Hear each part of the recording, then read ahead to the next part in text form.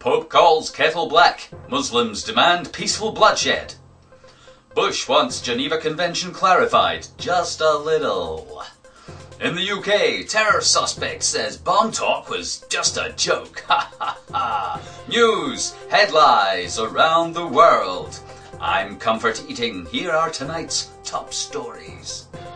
The Vatican has issued an apology to Muslims all over the world after the Pope's quoted a 15th century emperor claiming that Islam was a violent religion that brought nothing new to the world.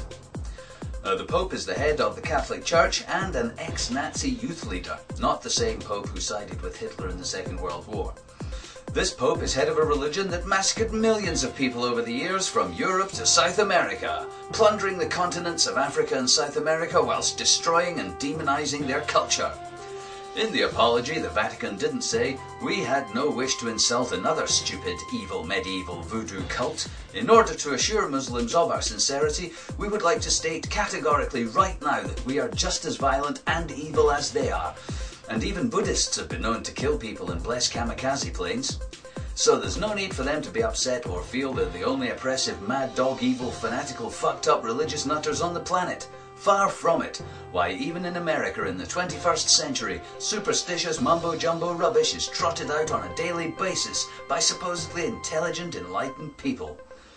Before the apology was released, Muslims all over the world staged protests, burned effigies and threatened the Pope with death, just to make sure nobody thought the Pope's comments about them being violent were true. In America, President Bush has called for the Geneva Convention to be clarified so American interrogation techniques can be used without the fear of prosecution. A White House spokesman didn't say, "We don't want to break the law when we're torturing and abusing humans that we have jailed all over the world with no representation. So it would be nice if the law could be changed or clarified just a little bit so that we can beat the shit, interrogate suspects successfully." The issue of prisoner treatment arose as Bush tries to pass a law through Congress allowing harsher treatment for Guantanamo Bay prisoners. He didn't say, abducting people, lockifying them up in secret with no legal representations, keeping the evidence and charges against them secret, denying them human rights and medical treatment, force-feeding them, subjecting them to torture and degrading inhuman practices, as well as force-feeding hunger strikers just isn't enough in our fight for freedom and justice for the world. We need these tools.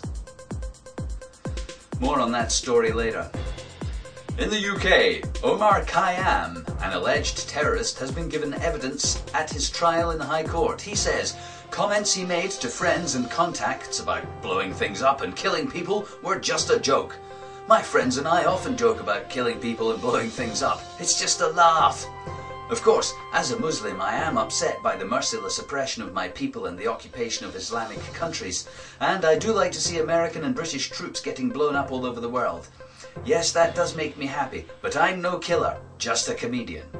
He went on not to say, "That ton of bomb-making grade fertilizer found in my lockup, that was in fact from my stand-up comedy routine. You see, I like joking about killing so much, I was planning a comedy club act with some mates.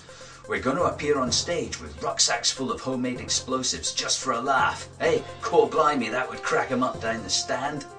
Ladies and gentlemen, put your hands together for our next act. A lovely bunch of fellas just back from a tour of terrorist training camps of Pakistan and Afghanistan. With their own explosive brand of post-9/11 comedy, these boys will really blow you away. Give it up for Al-Qaeda and the Suicide Bombers. Yeah!